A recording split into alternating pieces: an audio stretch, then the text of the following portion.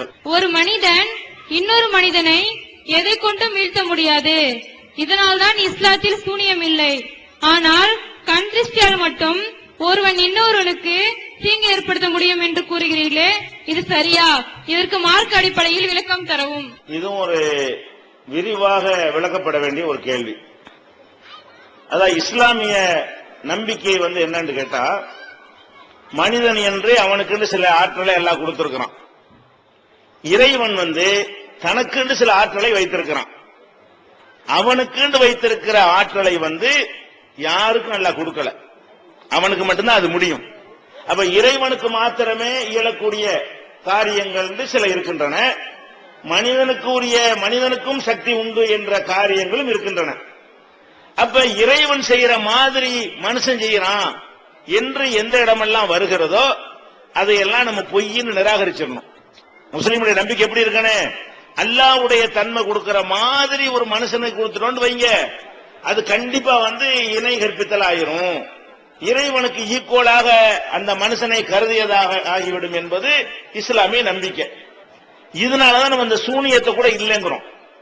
சூனியம் சொல்றாங்க இல்லையா? சூனியண்டா என்ன? ஒரு மனிதன் ஒரு மந்திரவாதின்னு சொல்லக்கூடியவன் அல்லது ஒரு ஆலிம் என்று மத குருமார் என்று சொல்லக்கூடியவன், அவன் என்ன செய்யறான்? ஒரு இடத்துல இருந்து கொண்டு ஏதோ ஒரு மெட்டீரியலை செய்யறான். அதுல சில வேலைப்பாடுகளை செஞ்ச உடனே எங்கேயோ இருக்கிற ஒருத்தனுக்கு வைத்த வலிக்குங்கிறான். இங்க உட்கார்ந்துகிட்டு நோன்றான். இது எங்க போய் வேலை செய்யுதான்?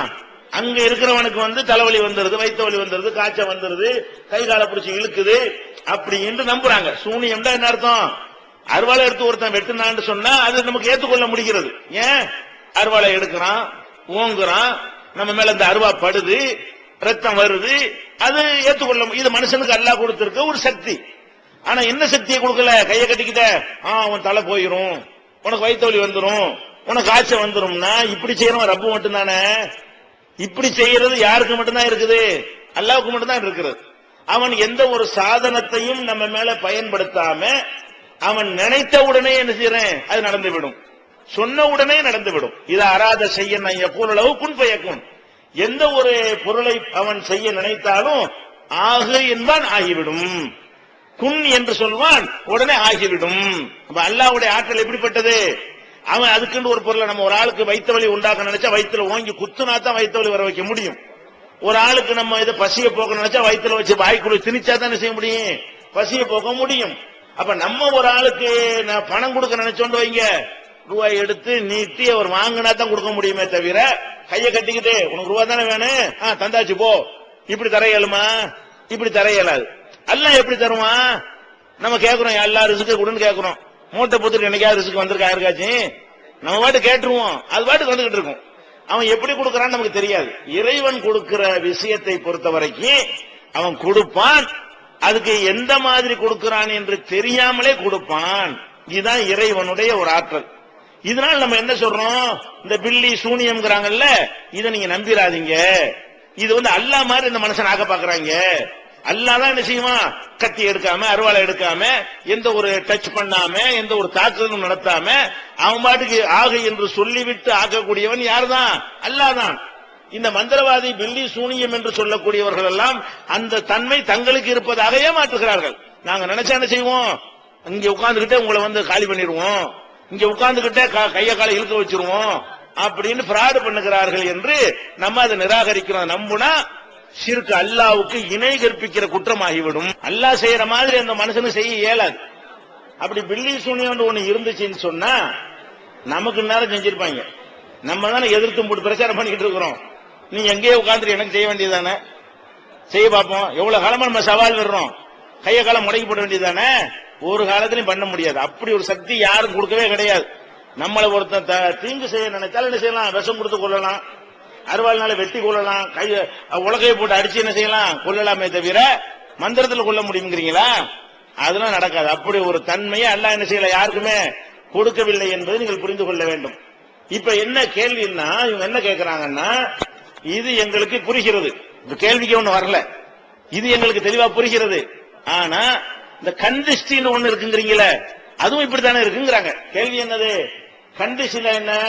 அவர் கண்ணால பார்த்த உடனே இவருக்கு என்னமோ ஆயிடுச்சு, கண்ணால பார்த்த உடனே அவருக்கு தலைவலி வந்துடும், கண்ணால பார்த்த உடனே செத்து போயிட்டாரு, கண்ணால பார்த்த உடனே கடையெல்லாம் எரிஞ்சு போச்சு, கண்ணு வச்சுட்டான், திங்கவே முடியல, ஏன்டா திங்க முடியல, கண்ணு வச்சுட்டான், நல்லா சாப்பிட்டு இருக்குமா குழந்தை, திரும்பி சாப்பிடாது, என்னடான்னு கேட்டா என்ன செய்வாங்க, அந்த அவ கண்ணு வச்சு விட்டா, இவன் கண்ணு வச்சு விட்டான்னு கண்ணை கொண்டாந்து வச்சுட்டானா இப்படிங்கிறாங்களே, இது மட்டும் சரியா?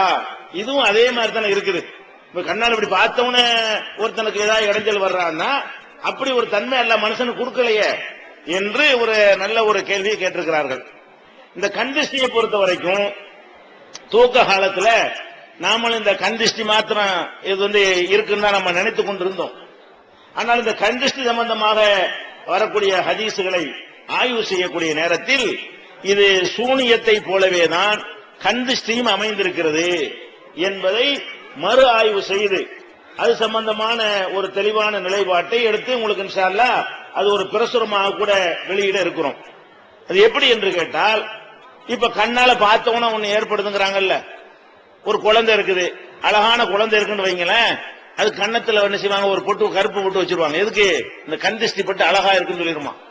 இப்படி ஏன் இந்த மாதிரி பாக்குறதுனால அந்த குழந்தைக்கு என்னமாவது ஏற்பட்டுங்கிறாங்க.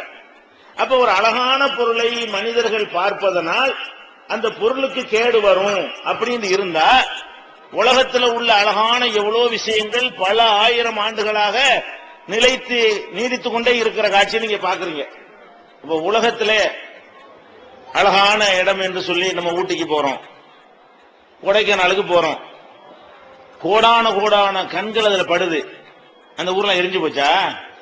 அழகானதை பார்த்தா, ஒரு குழந்தைய பார்த்தவன அப்படி கருப்பு போட்டு வைக்கணுங்கிறீங்களே, அப்ப அந்த ஊட்டி கொடைக்கானல் எத்தனை பேர் பார்த்து ரசிக்கிறான், ஏதாவது ஏற்பட்டிருக்கான்னு இருக்கிறேன், ஒன்னும் ஏற்பட காணாம். அதே மாதிரி இந்த சினிமாவில் உள்ள நடிகைகளை எல்லாம் பார்த்து எல்லாம் ரசிக்கிறானுவோ, அது அழகு, மேக்கப் அழகுதான், அது இருந்தாலும் அழகு நினைச்சானே பாக்குறான். அப்ப இப்படி பேர் பாக்குறாங்க, அதனால அவன் செத்து போயிட்டான் நடிகைலாம், அழகான இதை எல்லாரும் பார்க்கத்தானே செய்யறான். அப்ப அந்த அழகான விஷயங்களை, அழகான கடற்கரையை பார்க்கிறோம், அழகான தாஜ்மஹாலை போய் பார்க்கிறோம், அழகான இயற்கை காட்சிகளை பார்க்கிறோம், அழகான மரஞ்செடிகளை பார்க்கிறோம், அழகான புற்பூண்டுகளை பார்க்கிறோம், அழகான சுற்றுலா தலங்களை பார்க்கிறோம். இதுகளை எல்லாம் நம்ம பார்த்து பார்த்து ரசிச்சுட்டு வர்றோம். கோடான கண்கள் படுகிறது. ஒரு கண்ணாச்சும் போய் அதை ஒண்ணும் செய்ய காணாம ஒண்ணும் நடக்க மாட்டேங்குது. எத்தனை அழகழகான பில்டிங் எல்லாம் ஊர்ல இன்னைக்கு இருக்கிறது. அன்னைக்கு குடிசையா இருந்தது, இன்னைக்கு கோட்டை குப்பத்தில் நுழைஞ்சா அவ்வளவு நல்ல நல்ல பில்டிங் எல்லாம் பாக்குறோம். வண்ண வண்ணமா கலர் கலரான இருக்கு, இருக்கிற காட்சியை பாக்குறோம். உடனே பில்டிங்கை நான் பார்த்தோன்னா அப்படி வசமா போயிருமா, இடிஞ்சு விழுந்துருச்சாண்ட ஒண்ணு அவ காணும். நடைமுறையில பாக்குறோம், எத்தனை இந்த வந்திருக்கிறல எத்தனை அழகான பெண்கள், எத்தனை அழகான ஆண்கள் இருப்பீங்க. ஒருத்தர் நல்ல அழகா இருக்கானு சொல்லிக்கிறோம், அழகா இருக்கான்னு சொல்லிக்கிறோம். ஒண்ணு அழிஞ்சு போயிருவாங்களா, செத்து போயிடுறாங்களா, ஒண்ணு ஆக மாட்டேங்குது. அப்ப நடைமுறையிலையும் பாக்குறோம், இப்படி பாக்குறதுனால ஒண்ணு ஏற்பட மாட்டேங்குது, ஒரு அந்த மாதிரியான ஒரு ரிசல்ட்டே இருக்க மாட்டேங்குது. அப்ப இது இந்த மாதிரியான ஒரு மேட்ரு நம்ம ஏத்துக்கிற மாதிரி இல்ல. இது இறைத்தன்மை வருது. பார்க்கிறதன் மூலமாக எந்த ஒன்றையும் கடத்த முடியாது. பார்க்கிறதன் மூலமாக ஒளியைத்தான் கடத்த முடியும். அதுல இருந்து ஒரு படம் எடுத்து நம்ம என்ன செய்ய முடியும், பார்த்துக் கொள்ள முடியுமே தவிர ஒரு அழிக்கக்கூடிய எதுவும் இந்த கண்ணிலிருந்து வெளிப்படுகிறதா, சயின்டிபிக்காவது அப்படி இருக்குதா, அது மாதிரிலாம் இல்ல. இன்னும் சொல்ல போனா நபிகள் நாயகம் ஸல்லல்லாஹு அலைஹி வஸல்லம் அவங்கள எவ்வளவு பேர் நினைஞ்சாங்க, அவங்களுடைய திறமை, அவங்களுடைய ஆற்றல், அவங்களுடைய அழகு, அவங்களுடைய பர்சனாலிட்டியை பார்த்து எவ்வளவு பேர் நினைஞ்சாங்க, ரசிச்சாங்க. சஹாபாக்கள்லாம் ரசிச்சார்கள். அப்ப அதனால அவங்களுக்கு ஏதாவது இந்த கண்ணை கொண்டு ஏதாவது ஏற்பட்டிருக்குதா, அப்படி ஒண்ணு ஏற்பட காணோம். அப்ப இதெல்லாம் வச்சு இன்னும் சொல்ல போனா இந்த கண் திருஷ்டி சம்பந்தமா வரக்கூடிய சில செய்திகள் எல்லாம் பார்த்தோம்னு சொன்னா நம்ம இது இஸ்லாமிய பேசிக்கே மாற்றம் நீங்களே சொல்ற அளவுக்கு இருக்கும். எப்படி ரசூலுல்லாஹ் காலத்துல ஒரு ஆளு கண் திருஷ்டி அவர் முகம்லாம் மஞ்சன்னு மாறி போச்சான்.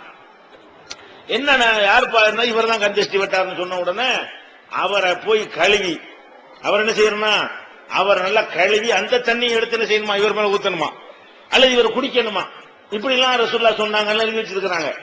இதெல்லாம் இது ஒரு லாஜிக்கும் இல்ல. அல்லாஹ்வுடைய ரசூல் இது மாதிரி எல்லாம் சொல்லி தருவதற்காக வரல. ஒரு மனிதனுக்கு என்ன சக்தி இருக்கிறதோ அந்த சக்திக்கு மேல ஒரு மனுஷனுக்கு இருப்பதாக நீங்கள் நினைப்பீர்களேயானால் அது கண்டிப்பாக இறைத்தன்மை இதுல நீங்க கூட்டு வைக்கிறீங்க, இணை கற்பிக்கேண்டு ஆயிரும்.